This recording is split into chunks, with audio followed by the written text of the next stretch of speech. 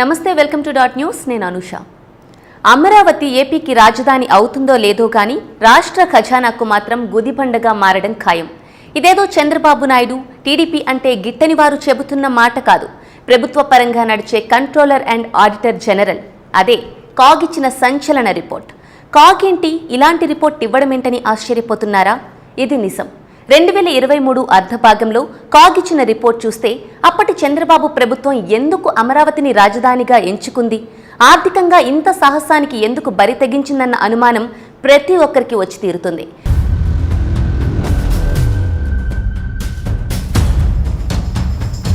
రాజధాని అమరావతి రాష్ట్రంపై అంతులేని భారీ ఆర్థిక భారాన్ని మోపుతుందని కాగ్ నివేదిక హెచ్చరించింది. రాష్ట్ర ఆర్థిక వ్యవస్థకు తక్షణంతో పాటు భవిష్యత్తులోనూ మోయలేని ఆర్థిక భారాన్ని కలిగిస్తుందని స్పష్టం చేసింది.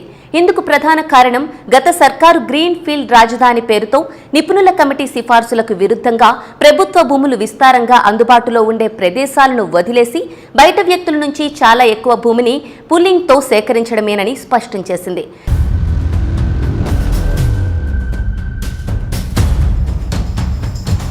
రాజధాని అమరావతికి వైసీపీ ప్రభుత్వం తీవ్ర అన్యాయం చేస్తోందంటూ తెలుగుదేశం ఎమ్మెల్యేలు గోలగోల చేస్తున్న వేళ అమరావతిపై కాగ్ రిపోర్ట్ను అసెంబ్లీలోని వైసీపీ బయటపెట్టింది.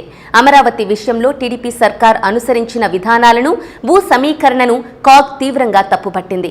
అంతా అసమగ్రంగా రాజధాని అమరావతి వ్యవహారం ఉందని కూడా కాగ్ ఆక్షేపించింది. రాజధాని అభివృద్ధి ప్రాజెక్టులపై 3 సార్లు ఆడిట్ నిర్వహించినట్లు తెలిపిన కాగ్ తెలుగుదేశం ప్రభుత్వం అప్పట్లో తీసుకున్న నిర్ణయాలన్నింటినీ తప్పుపట్టింది.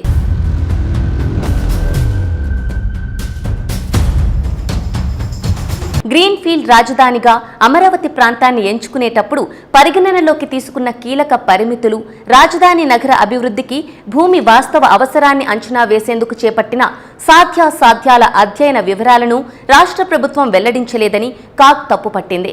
అమరావతిలో ఏకరీతిలో భూ కేటాయింపుల విధానాన్ని అమలు చేయలేదని, వివిధ ప్రైవేటు సంస్థలకు ఏకపక్షంగా కేటాయింపులు జరిగాయని కాగ్ నివేదిక ఎండగట్టింది.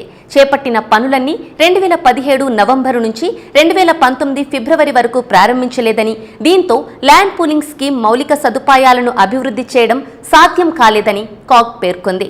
రహదారి పనులతో కూడిన ప్రాధాన్యత కలిగిన మౌలిక సదుపాయాలను సరైన అంచనా, ప్రాథమిక సర్వే లేకుండా చేపట్టడంతో పనుల పురోగతి దెబ్బతిందని కూడా కాగ్ తేల్చి చెప్పింది.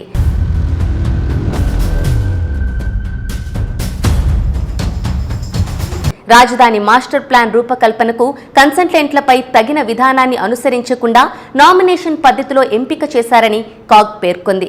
నిపుణుల కమిటీ సిఫార్సులను ఏమాత్రం పరిగణనలోకి తీసుకోలేదని, దాని కారణంగా తప్పులు జరిగాయని తెలిపింది. ప్రణాళికా లోపం వ్యయంపై తీవ్రమైన ప్రభావం చూపింది. స్పష్టమైన ఆర్థిక ప్రణాళిక లేకుండా ఏపీ సిఆర్డీఏ ఏడీసీఎల్లు 33,476.23 కోట్ల విలువైన మౌలిక సదుపాయాల ప్యాకేజీల కోసం ఒప్పందాలను కుదుర్చుకున్నాయని కాగ్ నివేదికలో ప్రస్తావించింది. టీడీపీ సర్కార్ నిర్దిష్ట విధి విధానాలను అనుసరించకుండా కన్సల్టెన్సీ సంస్థలు, కన్సల్టెంట్లను ఎంపిక చేసినట్లు పేర్కొంది.